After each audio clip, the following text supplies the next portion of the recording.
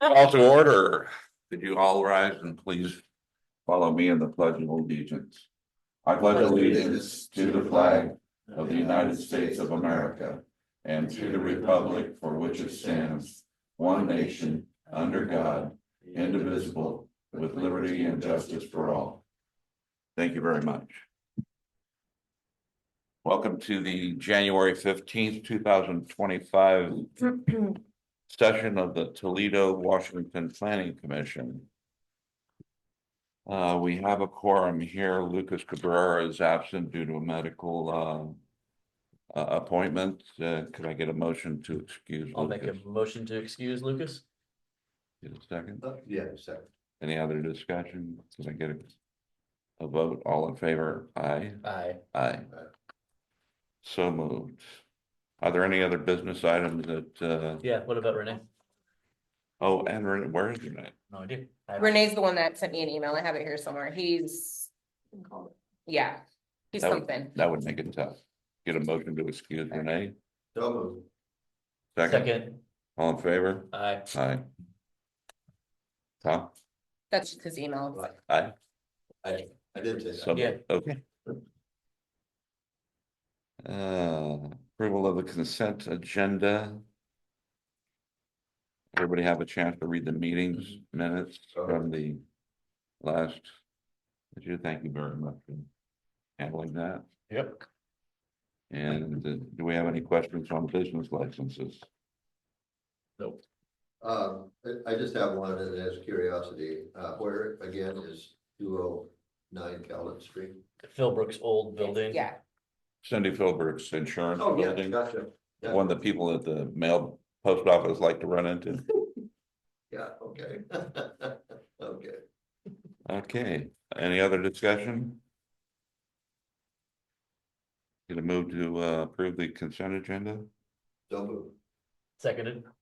All in favor, say aye. Aye. So moved.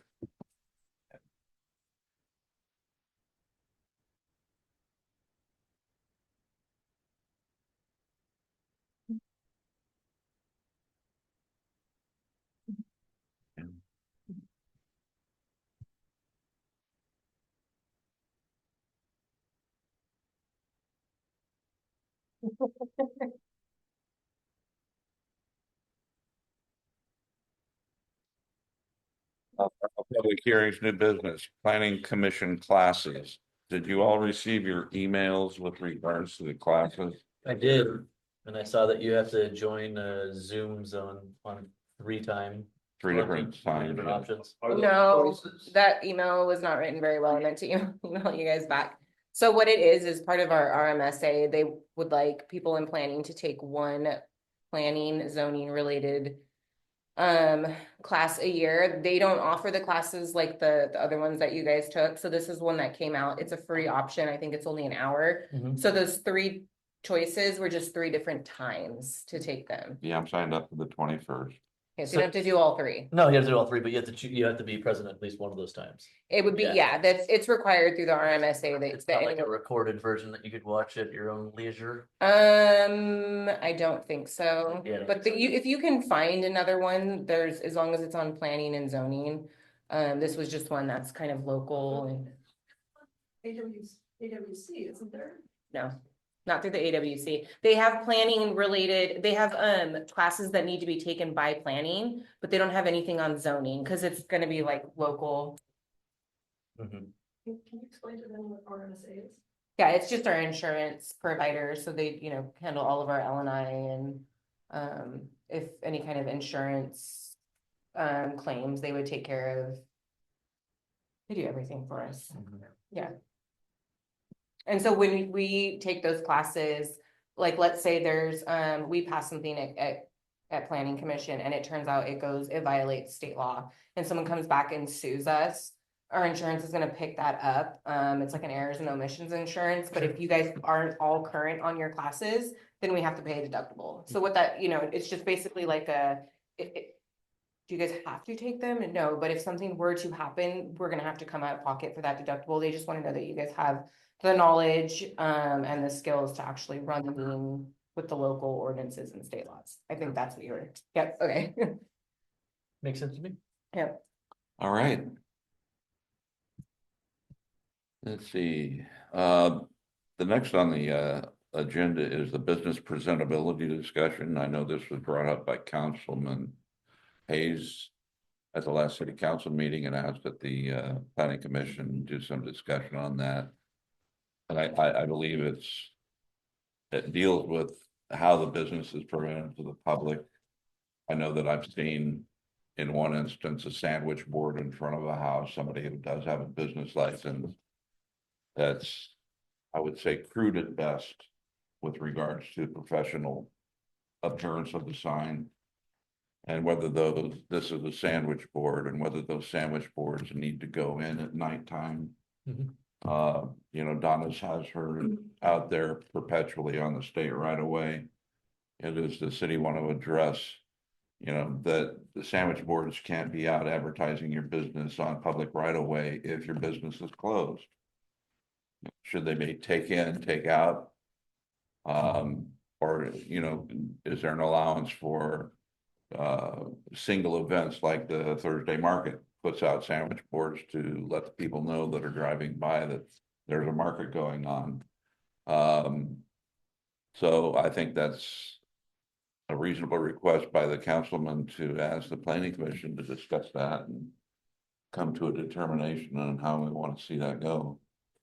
Is there more to discuss besides the sandwich boards? I think we don't have anything on signs. Literally, our only signs, we started it a couple of months ago, 8 months ago maybe, and it veered off at council to political signs and how many you could have on your property. This was a lifetime ago. But we don't have, I think the only stipulation we have on signs is that it cannot block any like street signs. It can't block speed limit signs. It can't block anything. That's literally our only stipulation. And then there's a section on political signs. So yeah, there's probably a huge conversation about signs. So a little more context. Well, and I think we would want them not to block the view of the street so that people Right. entering or leaving the driveway are blinded. Or access on the sidewalks and or other advertisements. I actually- Or unauthorized placements of signs like the excavation company that's been going around the black and orange signs. He's just putting them everywhere. He put them in the Bicentennial Garden. And there's like the whole signboard behind him with the metal mesh that you're supposed to put your signs on, and he put it in front of it. And just put it in there. So you've got a couple of sections, 703 prohibited signs. Rachel's right, it doesn't have a lot of regulations in there. It just says that they can't interfere with the view of traffic, signals or devices approaching or merging into traffic and or pedestrian vehicle traffic. Also prohibited are signs that cast intense light or glare to adjacent area properties and public right of ways. Signs determined by the building official to be structurally unsafe are also prohibited, and then signs for businesses or activities that are discontinued for more than 30 days. And then you have another section that talks about political campaign signs saying they may be displayed 30 days prior to and must be removed no later than 7 days after. So that's what you've got in your code now. And I just did a quick search and I don't see anything in the commercial zones or anything else that further regulate signs. So not a lot for a growing city. Do So we, Councilman Hayes, would you like to speak to that?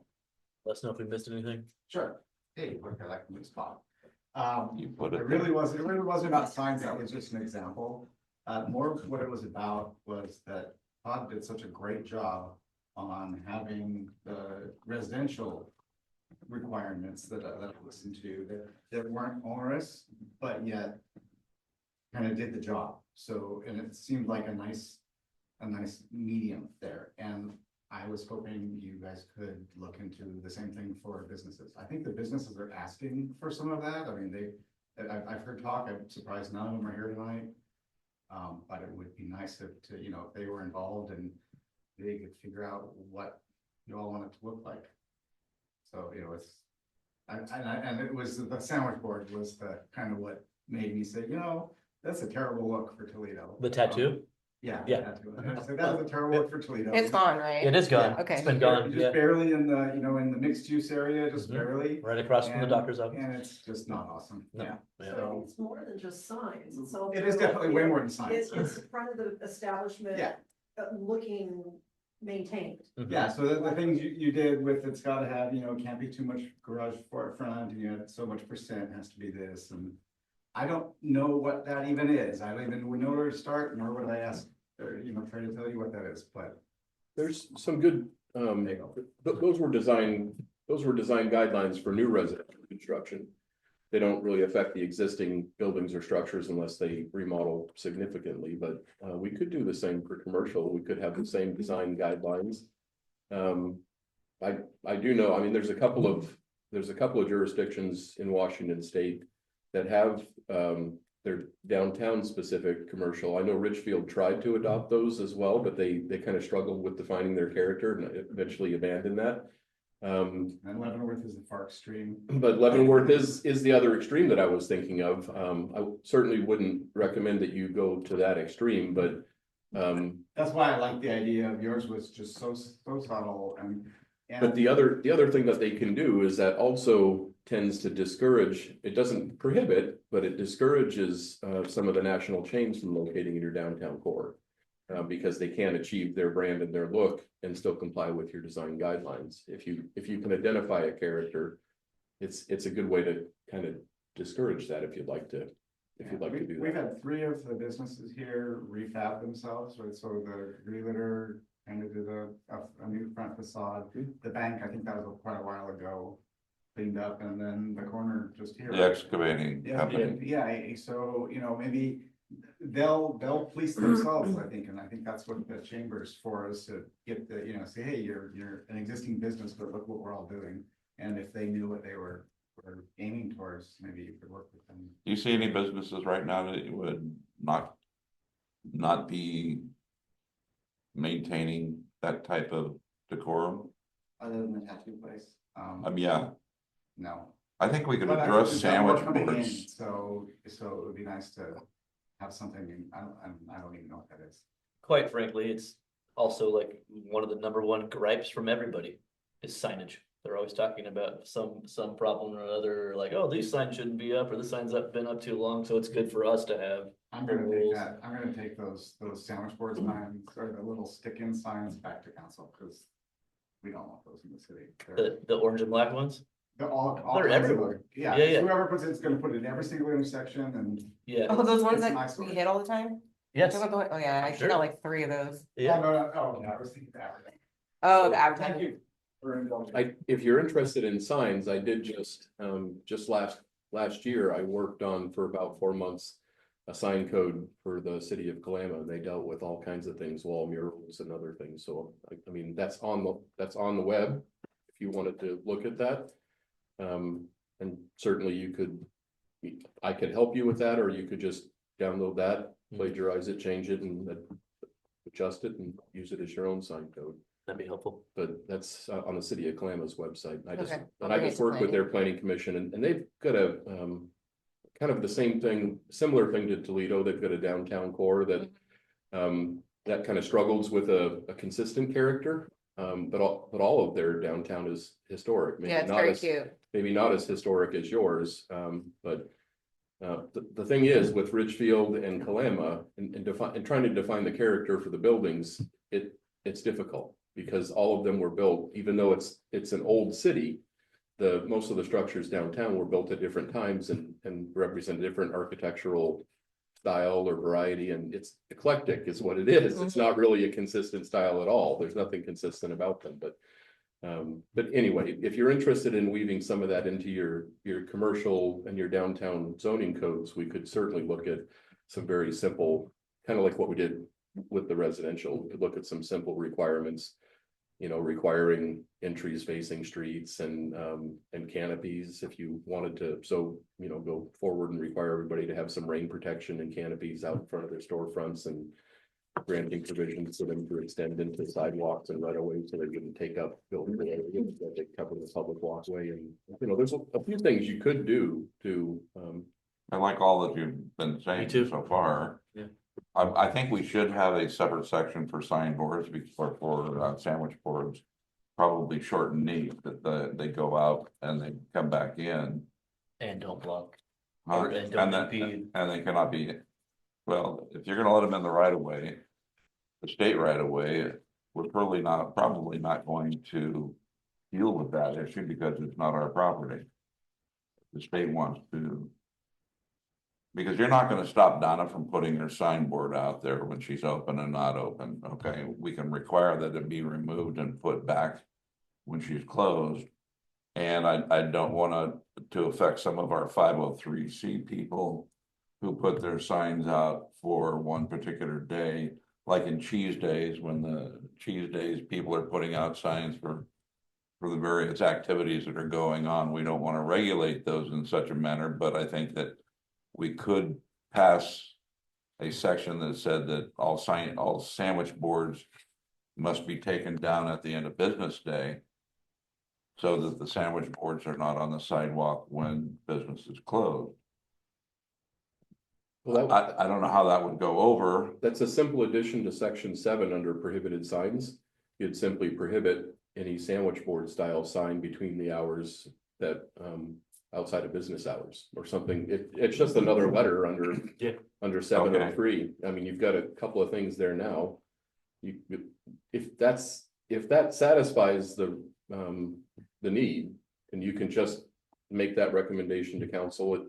It is a change to your land use code, so we should bundle it up with the rest of the changes that we're making and not have to go through a separate SEPA process and all that Okay. stuff. But it sounds like the concern that's being raised is something greater than just signage, trying to come up with some of those design standards, so. Go ahead. Miss in the green, you wanna go first? Yeah, so, going about there, if I were, so. And state your name. State your name. Having the signboards up is probably one of the main way we get street traffic. I was just driving by, I had no idea, so I followed the sign. But that said, the market puts them up within probably 45 minutes of opening is when we start setting up at noon. Probably by 1 o'clock, they're out there for a 2 o'clock opening, taking them down by 6:30 is no big deal. I mean, they weigh nothing. Yeah. To have, it's just the easiest thing in the world to pick them up and put them down, so that's fine. We did learn the hard way, if you put them too far out in the public right away, the trucks tend to run over them, so that's kind of well, keep them as close to the sidewalk as possible without impeding things. My concern more at that main intersection is making sure that if somebody comes through in a wheelchair, they don't have any trouble maneuvering around them, and I have seen that before with some other ones. So that should be, I would say, front and center in that, as long as they don't impede ease of traffic, because that's still a real busy intersection. It is, and I do question sometimes whether those bollards are a good thing or a bad thing there. Do you have an opinion? Not at all. I mean, is there something that perhaps we could get council or the mayor to write a letter to the state and say that we're real happy with the results of the stop sign or stoplight? And that being that's the case, we'd like to remove the bollards because they serve no purpose. I would suggest that they actually do, because it keeps people from cutting that one corner really close when you're coming off of the main drag to make the right turn into the bank. Without them, you're gonna have somebody cutting that corner real close, and that's the first thing you're gonna see. But they there. gotta stop first now, Right, then they didn't used to. right. So cutting that corner was a problem before because they never slowed down. But now they have to stop so they'd see somebody. Separate from that, in terms of business appearances, it's not just the front of the building, it needs to be the entire property. If you look at, I'll put the tattoo parlor up for an example. Okay, his business faces not one street, but 2 streets. His front door faces 1 street, and then there's the side yard. And that side yard, frankly, should be on. Somebody's list of ordinance violations. Yes. So it shouldn't just be one face, it should I'm be sorry? all of the faces. We have the same thing going on with the property here on the corner that has a really nice front facade, but the back. That's what she's talking about. The train, I well, think. I thought she was talking about the Yeah. tattoo place. Oh. Yeah. The old tattoo. She place. The old tattoo place. Yes, the. Bigfoot tattoo, yeah. Yeah, they need, I Yeah. mean, a fence, whatever, Yes. I'm sure it's already in there. Where that white truck for sale has been parked for a while, and Yeah. behind it is a, Wow. yeah, pile of. So we need to have any portion of the property that faces the public street on a business needs to be well maintained. Visible to public view. Mhm. That's usually what's used, the visible from a Yeah. public right of way or. Which they could put a fence up if they want to. Mhm. Okay, thank you. Ron, you're sitting over there. Any opinion on this, Ron? No, I was just thinking about the banner we put up and take down the tree day. I don't think that's going to affect that. It's usually up 2 weeks, or at least 2 weeks before. No. I don't think that's It affects. comes down right after. Doesn't always do. That's Yeah, I fine. think this is more for permanent signs, like people, because we've had several people call and say, we're gonna put a sign up at our building. Can we do LED? Can we do, you know, how big can it be? And I'm not sure that, those must be the 2020 updates to the code book that you read, because the one that we have that's on our code, land use codes, it doesn't have all that. I think what Todd read was out of the, It's- actually city code. It's not out of the like- land development code. Oh, it is? Yep. This is out of the city's land development code. So do you think maybe you ought to bring the Kalama sign ordinance to us and I'll, I'll discuss it? I'll bring I'll bring it to the next planning commission, Okay, and then we can just pull theirs and kind of go from there. Pick it Maybe some apart. other examples. We'll pick it apart, yeah. do- Yeah, I'd be happy to, I mean, there's a lot there. They talk about banners. They talk about political signs, they talk about yard signs, signs they decided to regulate signs within residential districts too, so there's stuff in there about that. So Okay. there's a lot in there, and that's the result of a lot of work, and I guess in my opinion, a lot of good thinking. They have a very active planning commission, you know, similar to yours. well, you know, I think we They could, put a lot of thought into it. we could expound on that quite a bit. I mean, if you took a look at garage sale signs that are there That's for another- months, Yeah, it's a gripe that people have. you know? Yeah. Garage sale, and I get there and it was like 2 weeks ago. Yep, lost dog, got found 3 weeks ago. Yeah, For sale, already purchased. People gripe about this signage all the time. The thing that's in there that's probably not important to you all is murals. I don't think you have any murals in your downtown or in your community, but they. We do. We used to. we do. You have a do. mural? Or now we have a quarter. We have two, We have three. three. So, yeah, and they have in Kalama too, so there's stuff in there on murals and wall painting and all that stuff. So far, we've been fortunate enough to have nice murals.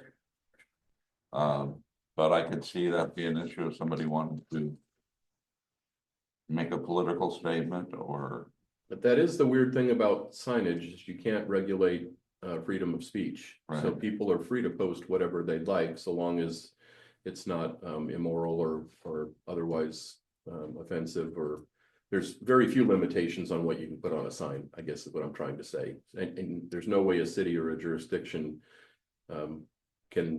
can regulate the text or the content of those signs. So usually what you do is you put something in there saying it must be related to the advertisement of the building that's there or the business that's within. So that way you don't get some ambiguous signage that's just posting something offensive. So- Yeah, I think just keeping them all uniform, which goes with the business thing, you know, keeping them all, so we don't have one that's huge, one that's small, keeping them all kind of within some kind of uniform. And then for design standards, I can bring back some suggestions.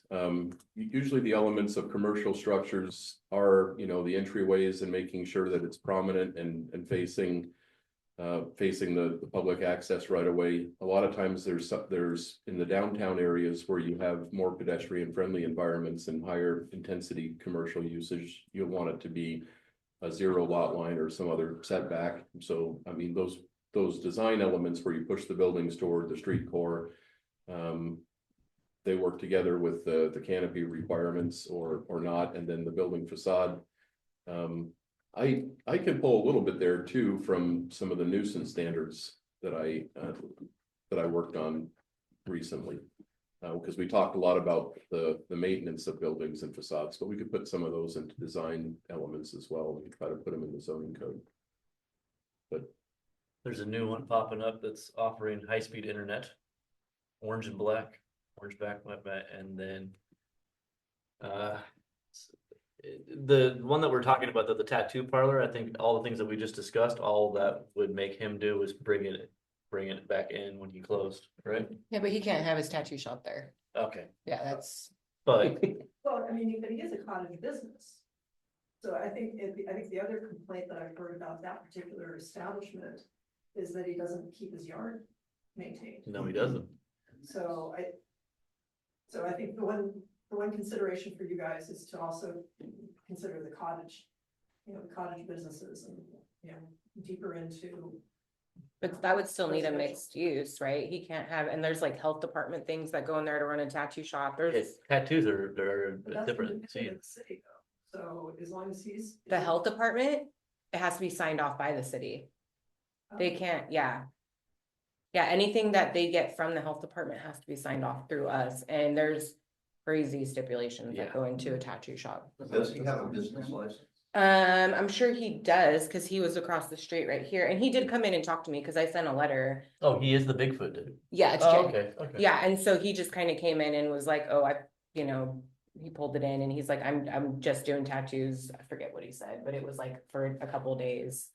Well, I live right next door to him, Mhm. and, I can say that the tattoo thing, that doesn't bother me at all. Yeah, and It's it's, a low impact, he's gonna have one car parked there. right, and if he's in there tattooing people, that's on him. It's when he's starting to run a business. I mean, he could tattoo 15 people there a day. I don't care, but when you start to advertise a business, there is when there's issues that Yeah, are in place, and that's what I told him. and it doesn't look good, that's not a good looking business.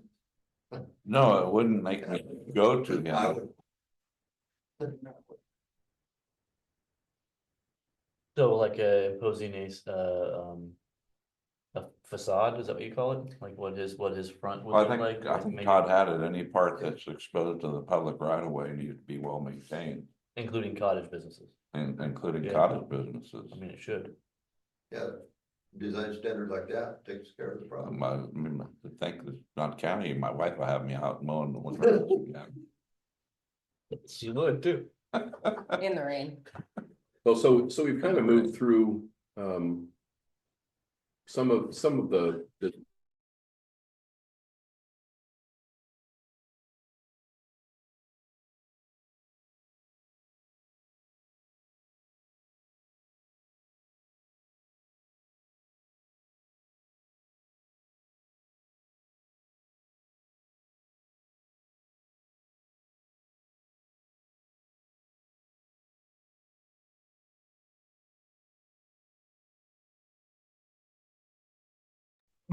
helping me to draft that code, their wetlands and habitat biology.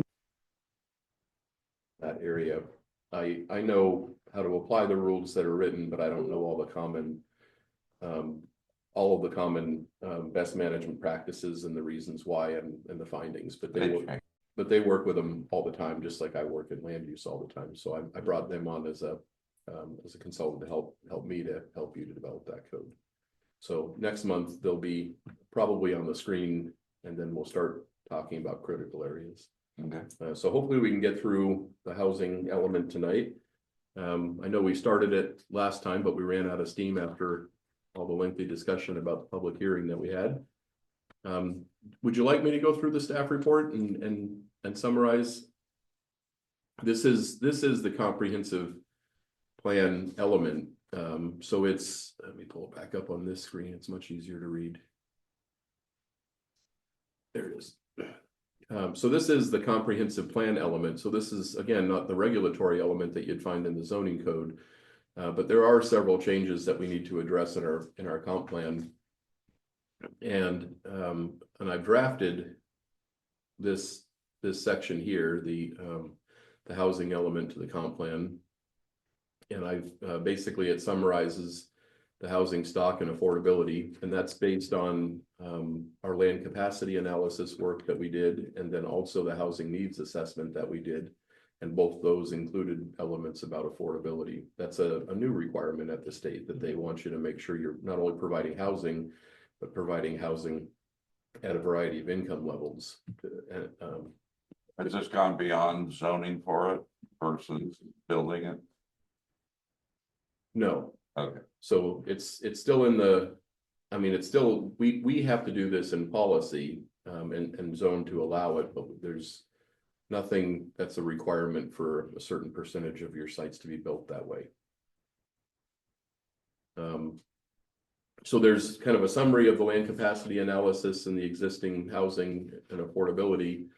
And then there's a discussion of the housing needs. And this again went back to the housing needs assessment and land capacity analysis. And then we've got some goals and policies there, which is kind of where the meat and bones are. So if you all are going to focus on a section, we should probably start. And this starts on page 5 of what I provided for the packet. Didn't get that. Should be part of the, Email. it is the one that's posted online, so I know it's there. Thank you.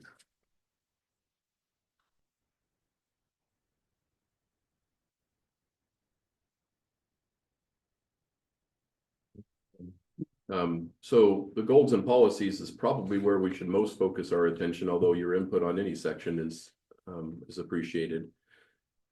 So we've got a goal to promote housing diversity. And then the policy being to encourage the development of diverse housing types, including single-family homes, multifamily units, townhomes, and accessory dwelling units. And then to support zoning code amendments to require moderate density and mixed-use housing near transit and services. So those are.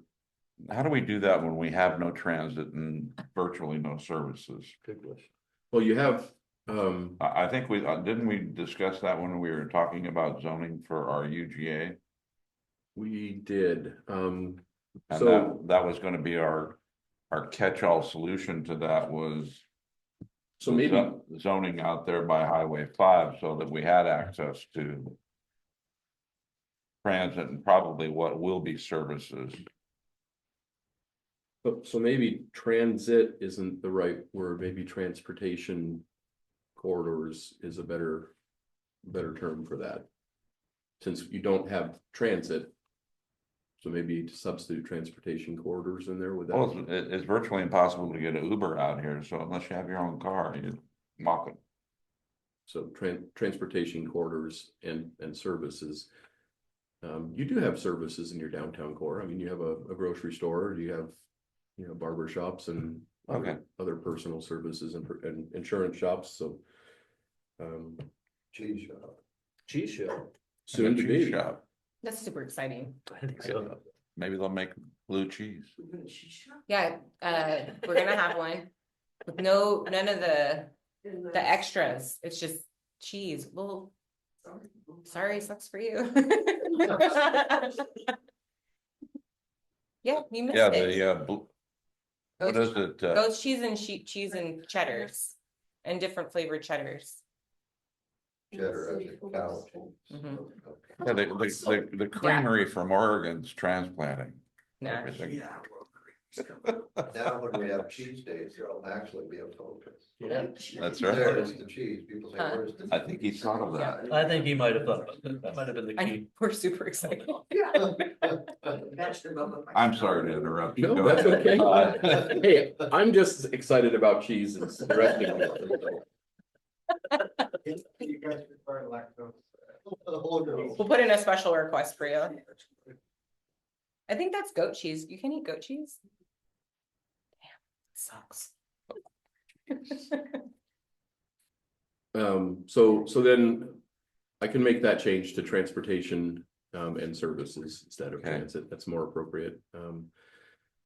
Goal 2, increase affordable housing opportunities with a policy, provide incentives such as density bonuses for developments that include affordable housing units.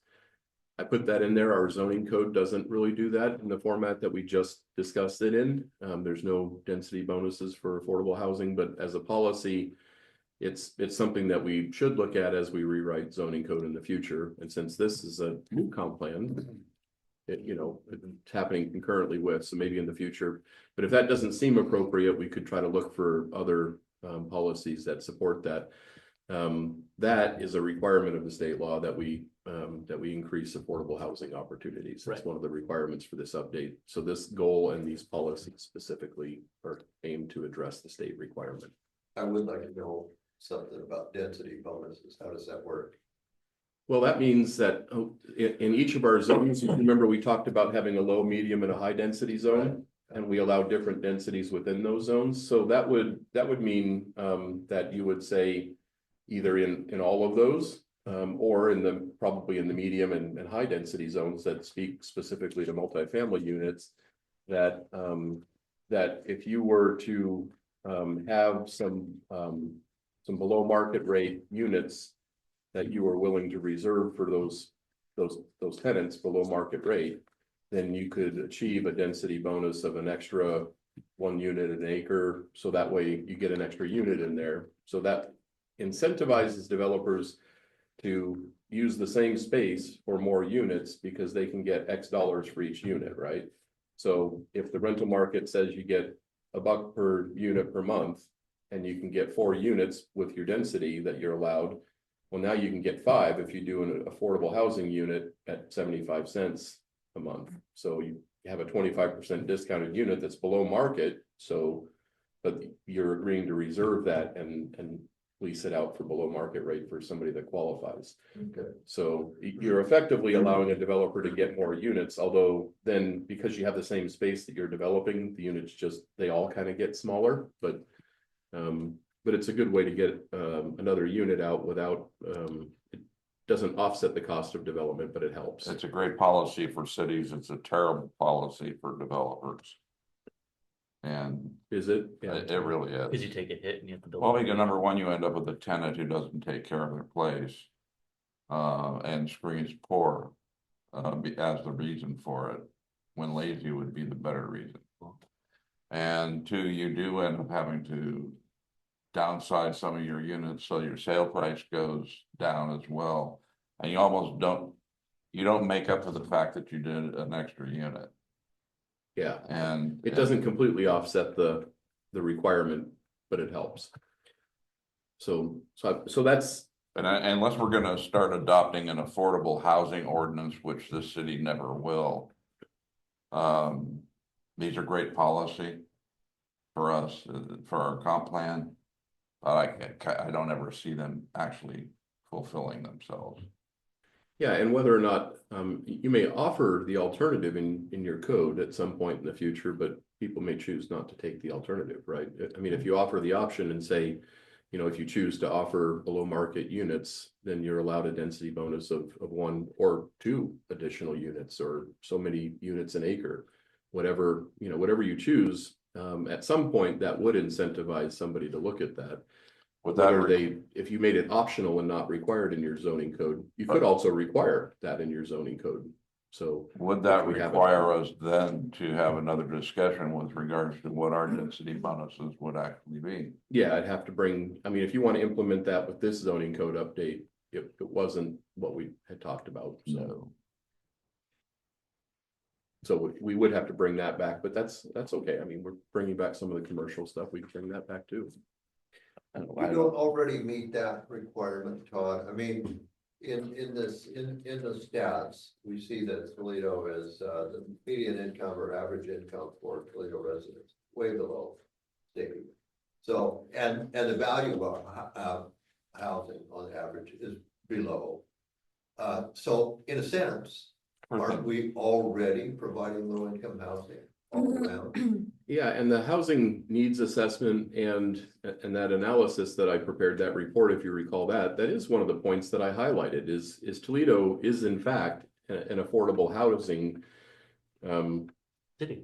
community within, I mean, you are more affordable than any of the surrounding larger cities for, if you look at Chehalis or Centralia, you know, cities like Toledo and Mossy Rock and Morton, that housing there is more affordable, significantly more affordable than it is in those. And if you branch out further and look at this, you know, Seattle metropolitan area and the Olympia area, I mean, you are extremely affordable compared to what you get there. So that was part of the points that I made that'll help us to show that we are supporting the state requirement that provide affordable housing, because I tried to hit on those points in the report.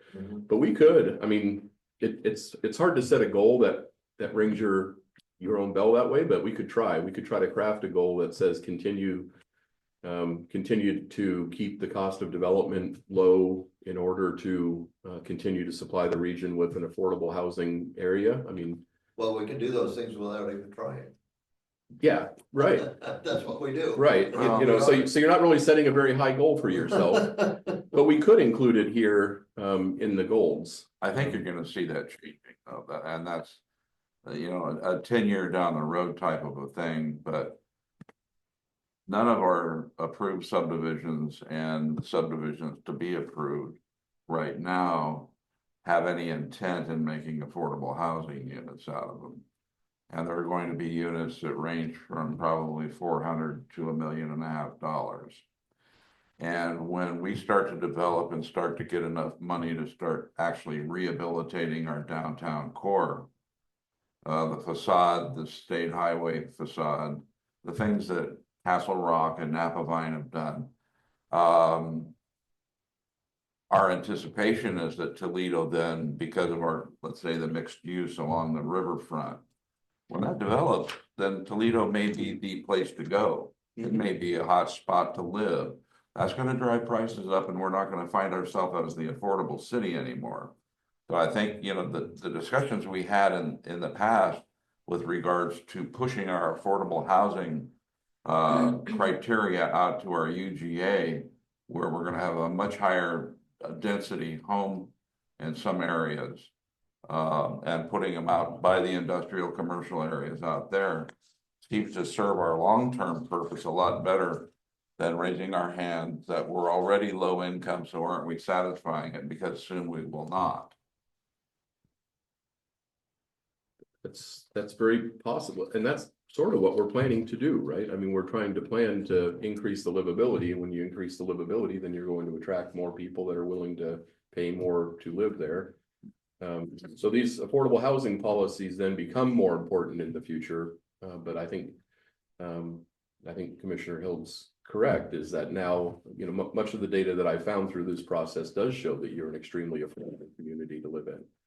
So, I mean, that makes it even more, you know, I don't think that the houses in Cowlitz Meadows will sell the same as they would if they were in East Vancouver. No. But certainly the price will be higher than the residences would be, you know, for the other things that you've seen it sold in town, just because of it. It's a whole new, brand new home community up there on the hills. So I think they will see an increase in the housing cost in those beyond what you've seen, and it'll push the rest of the market up here too. When do we do our next comp plan? Well, so the periodic updates happen on a 7-year cycle. However, because of our agreement to not expand our UGA, the next opportunity that the county is willing to entertain those would be with the OFM population numbers that they will release in 2026. So we could potentially start another comp plan update then, although given that these cost a lot of money and take a lot of time and effort to update the whole comp plan, we might just do a comp plan update. Everything in here supports an urban growth boundary expansion.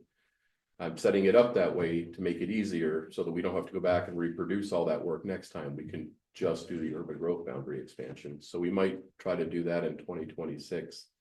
But if a district also wanted to do impact fees but didn't want to do them now, that would probably be their next opportunity, because you have to update your comp plan to do that. Okay. So if you're having conversations with others about, hey, it's either now or never, the never is actually probably 2026, but even that, you know, council has told me numerous times, we don't have a lot of money for this. You know, we're spending money that we need elsewhere. We can't spend this again, and there's no state funding that comes for that. Right. That would all be entirely city funded. So whether or not the city chooses to fund that in 2026 We couldn't. or not, I mean, that's Okay. up to council. So, but that's the soonest that the county would be willing to entertain such a update.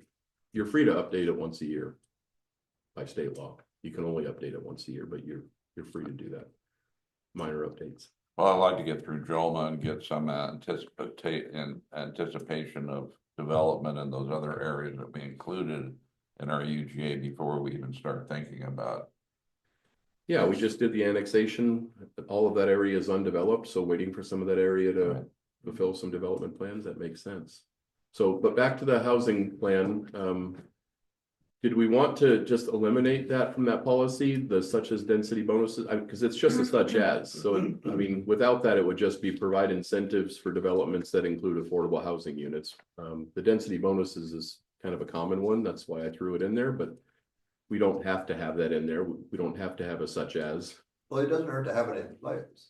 No, it's just the such as. It covers the eventuality. But unless you feel like that's something that the city would not likely entertain, then we don't want to put it in there as a policy. Because somebody could bring forth a proposed zoning code change if a developer came in and wanted to do that, or if the housing authority came in and wanted to build affordable housing complex in this community, they could come forward and say, look, it says in your comp plan that this is one of the things you're looking at. I'd say remove So, it. so if you delete that out of there, then it doesn't speak to it specifically. If you leave it in there, then it gives a specific example. So there's pros and cons. My vote would be to take it out. Take it out. Take it out. Okay. Yeah, Yeah. Yeah. So we're just saying, we'll just say provide incentives for developments that include affordable housing units, and we won't be specific about it. The next one was collaborate with state and regional partners to access funding for affordable housing and programs and infrastructure improvements. That kind of a no-brainer. I think we do that anyway. We take any state money they want to give us to do good things. Policy 3 under goal 2 is facilitate public-private partnerships to develop affordable and workforce housing. So that's something that I've kind of built based on the work that I've done with the city, and that's something that's not uncommon to see in a city's comp plan, to work together with another public agency or a private developer to achieve certain types of developments within the city. You're limited by state law on how much you can do that. You can't put public funding into it, but public-private partnerships aren't always about funding. Sometimes you have the land and they have the ability to build something that you want to see. So that's why that's in there. Goal 3, plan for urban growth area expansion. And of course, that's a good one for us because it will definitely help to keep housing affordable if you have more places to do it.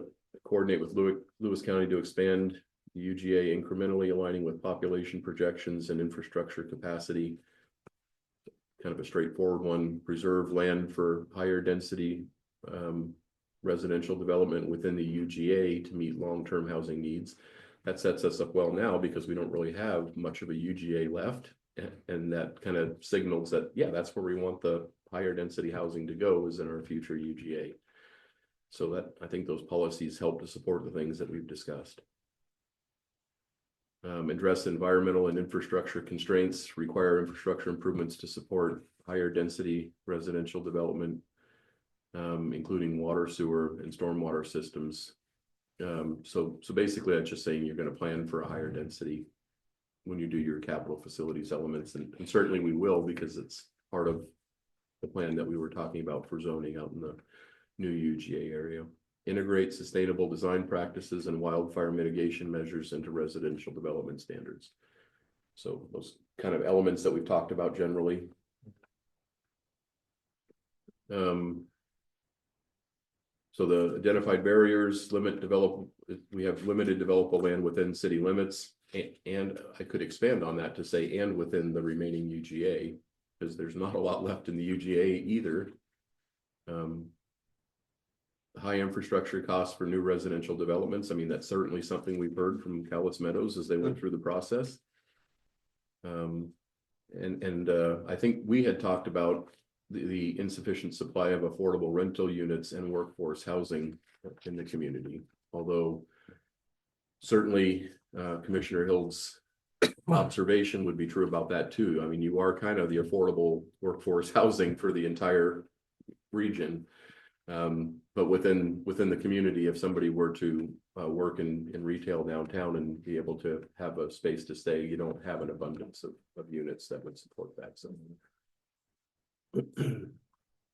proposed actions: streamline permitting, simplify approval processes for affordable housing and ADUs, probably simplify permitting for all, but calling that out specifically supports the state mandates. So UGA expansion. Again, I think that's something we've discussed a lot. Incentive programs, implement tax incentives and zoning flexibility for developments that meet affordable housing benchmarks.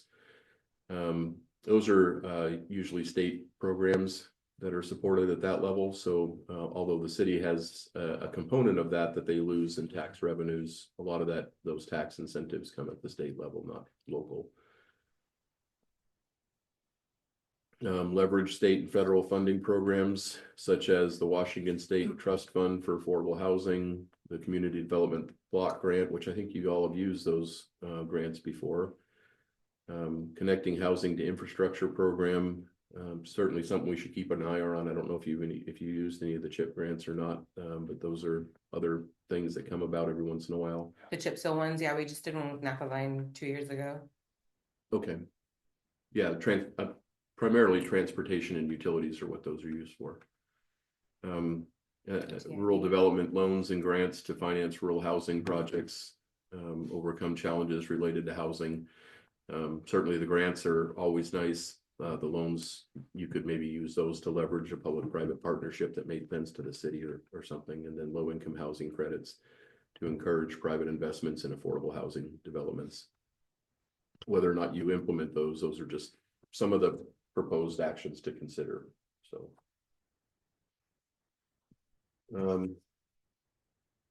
and then we've got a specific section in here that addresses state legislative compliance and the updates that have occurred.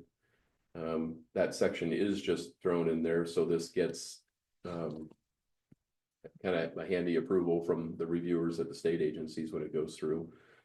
The implementation and monitoring, we've identified short-term actions, mainly that we've identified an area for phased UGA expansion, and Lewis County, and I talked to them again today at the Planned Growth Committee meeting. They are supporting that, and actually we had all 3 county commissioners in attendance today, and they all seemed to take an interest in the way we were approaching that. So I think we still have everybody's support in doing that. Not only county staff, but it sounds like maybe county commissioners. That's good to hear. Adopt the proposed zoning code amendments to encourage moderate density and affordable housing. Launch an outreach campaign to educate public about ADUs and affordable housing options. This could include public workshops, creating informational materials distributed online and in print, partnering. And then pursue funding opportunities through state programs like Housing Trust Fund and CHIP. So those are what I'm identifying for our short-term actions over the next, well, I guess it's 25 now. So when I wrote this, it was 24, but you know, basically for the next 3 to 4 years, those are the types of things that we're committing to working on. Longer term actions include expanding infrastructure, support high density residential zones, continuing partnerships with state and federal agencies to fund affordable housing initiatives, evaluate timing for additional land for future UGA and city expansion. And I've gone into some more detail there that support that expansion. And then wrap it all up in the conclusion. So I know there's a lot there, and I kind of skimmed and hit, but as always, if you see anything that jumps out at you, and certainly I can make the changes that we discussed to a couple of those elements. If you see anything else in there, I can make those. You'll get a chance to see this again as a component of the complete comp plan when it comes back, but you won't see it again. If you're okay with it, and I'll take it away, I'll make those changes, and you won't see it again until it comes back with the whole document together. Okay. Unless you need more review of it. No. Yes. Sound good to me? All right, should we move on to other business? And that's back to you, Todd. What do you mean other business? What do I have? Update on the county UGA ILA. Oh, yes. Other business. So we did have our Planned Growth Committee meeting today. And I attended that as the city of Toledo's representative. I actually attended in person today. There was a lot of discussion. So the county has a lot of issues now, and the cities of Centralia and Chehalis have a lot of issues now because their urban growth areas are significantly built out. And the cities have permitted that through an interlocal agreement. We talked about that before, Right. about whether or not we wanted to pursue that, and we've decided to abandon it for now. But there's no reason for those people to annex, because they're already being provided with water and sewer services from either Centralia or Chehalis. They've got policing provided, by the county or under interlocal agreement. The cities supplement the county policing. So there's not really big motivation for people to want to annex. Now they have a new tool on the books that allows cities to annex without 60%, as long as there's an ILA between counties and cities for that annexation. And I think that's something we should pursue, or something we should investigate implementing when that comes around at the county. But the ILA that they were proposing to allow us to control some of the development within our UGA, I think it's a good choice for us to abandon that. The ILAs now are more focused on how do we get those bigger cities on a path that they can annex. Even now that they've removed the voter requirement, the 60% voter requirement, so people that want to be in are the only ones that, you can force them in, but only 40% of them, right? You have to have at least 60% of them that want to be in. But the state came up with a new annexation method that eliminates that. So now the city can enter into an agreement with the county and then annex chunks of land on a periodic basis per the agreement that they have with the county with no vote of people. Wow. And it forces landowners to be. Well, that understood. It forces landowners to be annexed in.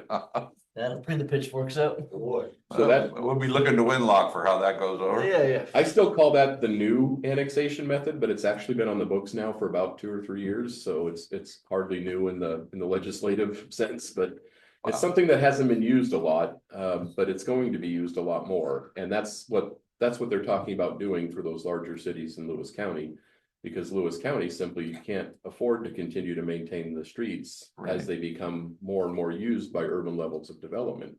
And the streets that were required are rural roads. If you drive through the UGA in Chehalis, you get a 2-lane farm road with ditches on each side. It's not an urban core by any means. It's not a 3-lane or a 4-lane arterial roadway that you'd see in any downtown or any city. So now there's an expense to maintain. There's also an added burden on the traffic and the heavy machinery and other things that are using those roads. So the county is saying, well, we're not equipped and we can't maintain those. The cities are equipped because they have city streets in those cases because they're larger cities. So who's being forced to annex, the city or the county pushing it? Well, right now, the city is saying we would annex that development in because it increases their tax base and it does other things that positively benefit them, but they can't afford to, because the initial investment that it costs the cities to annex that area comes immediately, whereas the tax revenues sometimes lag by a year or 2. And the road taxes and other things, we just annexed an area and we had to have that in by a certain date so that we could start collecting taxes on that area January 1 of this year. So we timed it. 26. Should be this year. We met the deadline last year so that we could get it in this year, unless that was the goal. The goal was actually to do it the year before. We missed that goal, but we did make it. Hopefully you're able to collect taxes on that now. And then the other component of that is there's a fuel tax that goes with the roads that are now city roads. And that transitions from going to the county to the city. So for those portions, but those transitions take time and the expenses come almost immediately. And then the county threw an added thing in there saying, well, if we've invested county monies in improving roads in that area, like if we've gone through and put a new lift of asphalt on or done any of the heavy things, not standard maintenance, but if we've done any road improvements, we'd like you to pay us back for that if it's been done in the last 5 years. So the cities are saying, we could just live without the urban growth area. We're fine with our own city limits. We don't want to take on that financial burden. It's too immediate. There's no way we can do that, plus fund the police and other services that we need to provide. So it's kind of a non-starter, and that's the interlocal agreement as it's now being discussed, is they're coming together at the table and trying to solve those. And there was a lot of good problem solving going on today. You know, I think the county realizes that they can't push the cities too far because the cities will just say, we're done, and the county can't force them to annex it. On the other side of things, I think the cities are realizing that the county is pretty much going to halt development outside of city limits. They did decide to not adopt a moratorium. That was actually on Oh, good. that was on the county commission agenda for I think it was the first meeting in January to consider a potential moratorium on development outside of city limits until they could figure this out. And they decided they weren't going to do that, but they certainly could. The county could either downzone that area so that it's not developable, or they could halt development outside city through a moratorium while they work through issues. Because they simply can't afford it. So both city and county are both in a box. They got to work together to figure out how to get out of that box. But that's the current status of the interlocal agreements. And as I had said when I was talking about the staff report, there was a lot of head nods. I guess I didn't get a lot of verbal support, but for the two county commissioners that I could see, they both acknowledged what we were doing. When we talked about the smaller cities and what we were doing, I presented, well, here's what we've come up with, and here's what we're pursuing. We do want to grow our city. We do want to grow in a direction, and we don't have the same issues yet. So if you let us put it in our urban growth area on a sequential basis and let us annex it as we go, then we can control the development, and we'll never have to transition the road funds and everything in such a big chunk, right? An immediate and big chunk. We can do it more incrementally, like we just did for the developer who wanted to come in. So you're taking on a burden, but I mean, the amount of added policing and added is not that significant to the city. And now you get some more tax revenues. So we'll keep doing that and growing the city incrementally. And, you know, the county commissioners that were there were nodding and in agreement. So, and Mindy spoke up, and she's the county community development director. And she again voiced her support for that methodology and said it was good planning and we should do that more often. So are we looking as a city to go into an ILA with the county on the newest type of annexation? We, I don't know. And one of the questions that I get, I mean, right now the county is saying, well, we've heard that none of these communities want to stop development in their UGAs. And I said, well, I'm not sure that it depends on the level of development. I mean, certainly when you're talking about the rural level of development where somebody should be able to build a home on 5 acres, I think the city of Toledo would continue to support that. But if you're talking about somebody that wants to come in and put, you know, a multifamily apartment building out someplace in our UGA, would we want that before it's in the city? Probably not. I think we would want to try and force that developer to annex along with their development so that we could have that in the city at the time it's developed. But that's a council question. I don't know if you all have input on that, but that was something I said, you know, just because I'm representing the city at the table, and I wanted to say that I wasn't sure that we supported that policy because we may want for our UGA that's very rural in character, we may want to preserve that until such time as we annex. Otherwise, we're going to start to get ourselves into the same boat that Centralia and Chehalis have, where it's completely developed and there's no motivation for people to annex. They simply don't want to. So we'd rather have somebody come to us and beg us to come in so they can get their development done. And then we wouldn't have to force that. But so part of that plan is that our ILA, I think, will be very much different. It'll be very basic compared to everybody else's. We're not as concerned with controlling development in our UGA because we don't have much left. So whether we control it or the county does, I think at this point we don't really care. There's not enough there to be too concerned about, but as we expand the UGA incrementally at the request of developers, then we'll want the ability to do that. So I think that's our, the other thing that will do is that'll help to cement that area as an urban reserve for Toledo. The county will acknowledge through an agreement and through policies in their own comp plan that we're investing time and energy in analyzing that area for future city expansion, and it's set aside for Toledo's future growth. That's nothing to say that there's nothing in state law that allows them to reserve it for us. But the more that they state that it's reserved for us, the harder it is for another community to come in and start to take that area away. So, Very good. so those are all the discussions that we had today at the Planned Growth Committee meeting, and all of that about the ILA, but, and that will come back. So we'll have an ILA, but it'll mainly talk about the reserve area policies and how we get it into the city. And the last order of business on here is informational only, final Bootland conditional use permit. I think we included, just because planning commission made some changes to what staff had recommended for the conditions. So I hope that was included in your packet. It was. Just so you could see the way I implemented what you said. And We these- always have the ability to reissue if I did something terrible or totally incorrect, but that's what that is in there. I just wanted you all to see what I did since you all agreed to let me issue it without bringing it back. It's not in here, but I can email it to everybody. I thought it wasn't there. Yeah, it's in there. This packet. But didn't show in mine. Maybe it didn't get printed out. Is it before the urban? It doesn't look like it's in the online package. It must be, I don't know where else I would have got it. I read it. I'm not sure, whatever. Yeah, me neither. Oh, wait,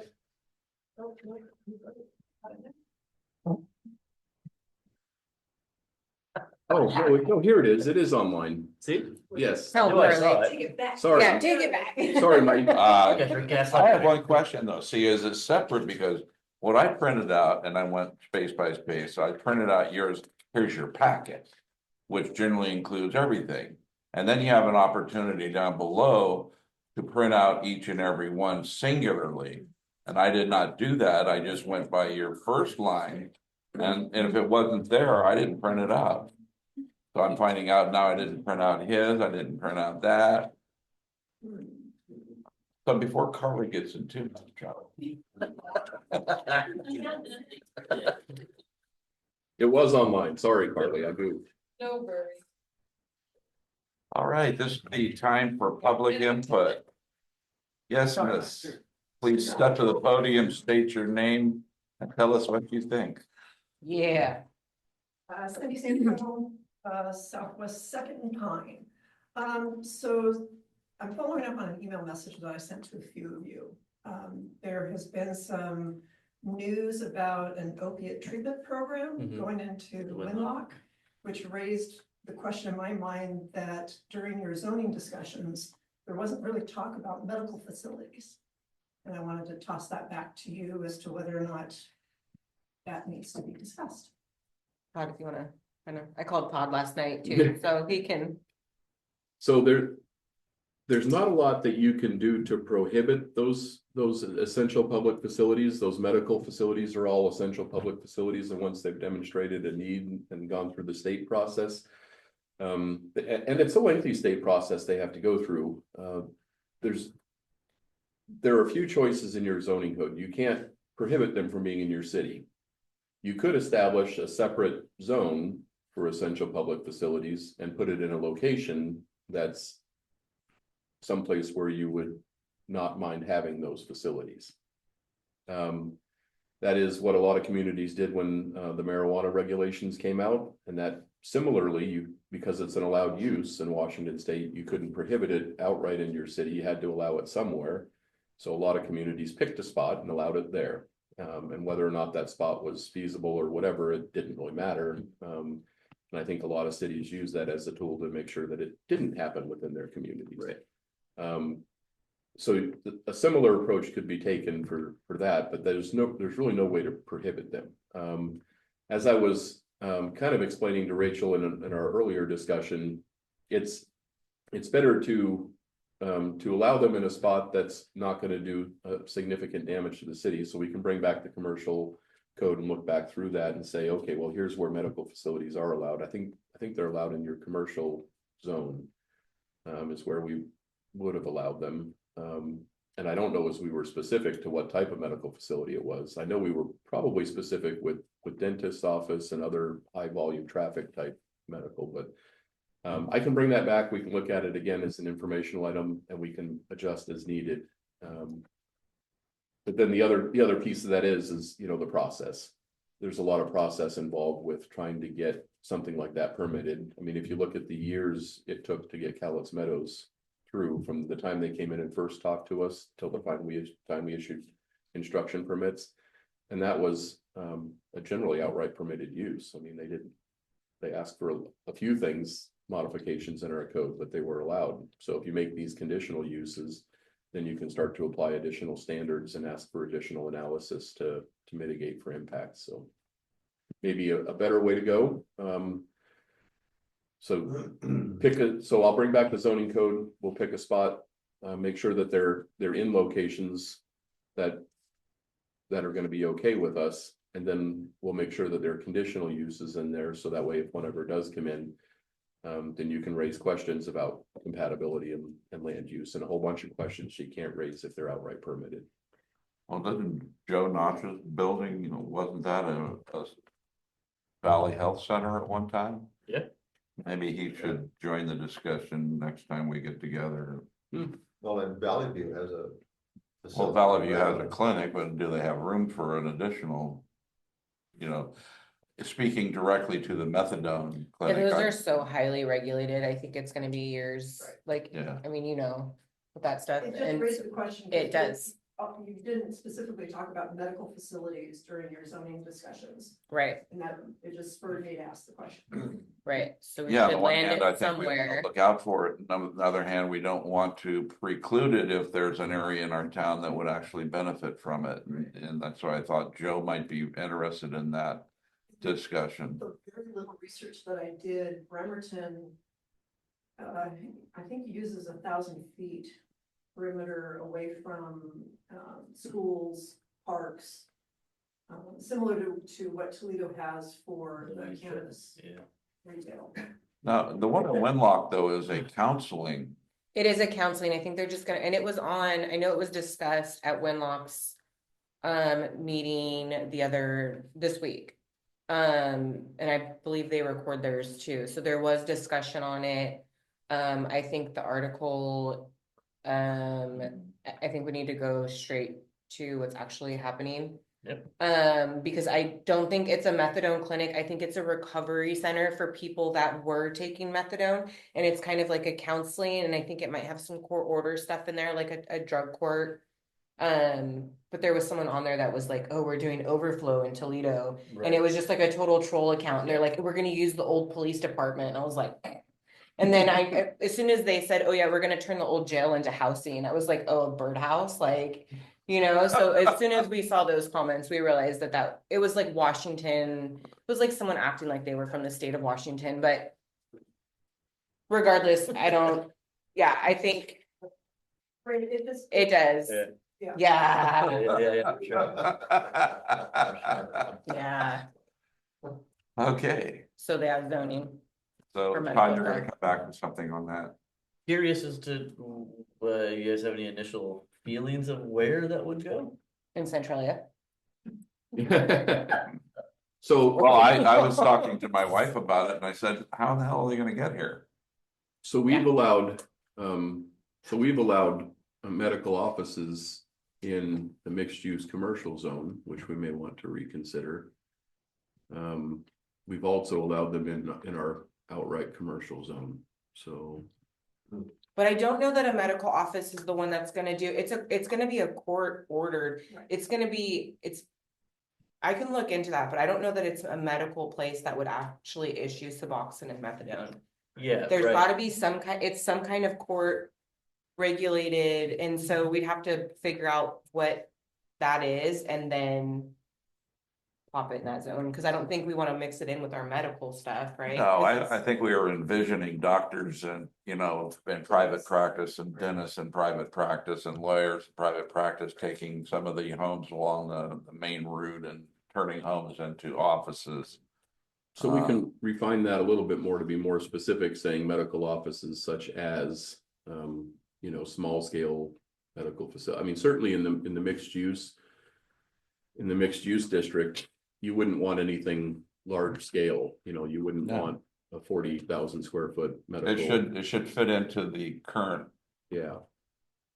But then also you could also limit the types of medical uses too, and then make other ones conditional in other places. So I'll bring that back next time with a copy of the zoning map so we can Okay, refine that a bit. I'm also noticing that the copy of the zoning code that I just uploaded to the shared folder that I shared with the state for our discussion is not the correct one. Oh, geez. So I need to, That's next week, right? yeah. Okay. anybody else? Well, upon that, I will take a motion to adjourn. You have it. Well, Second. second, All in favor? I. We are adjourned.